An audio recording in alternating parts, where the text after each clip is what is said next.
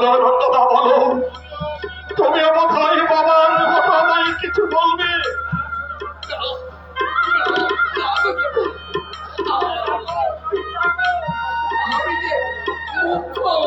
আমি যে গরিব চাকর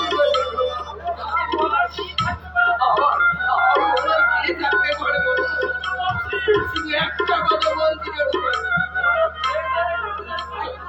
চলো খেয়ে দিয়ে তুমি তোমার চাকরি তাহলে নন্দদা চাকরিটা আমার কোনো প্রয়োজন হবে না।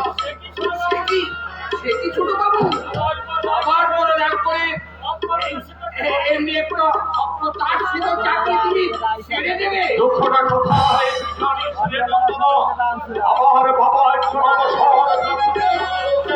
মানুষের মুখ দেখে, মানুষের চোখে দেখে তিনি বলে দিতে পারেন যে দোষী কিন্তু তিনি আজ তার নিজের ছেলেকে বললে একটা চরিত্রহীন লম্প। আমার ভাগ্য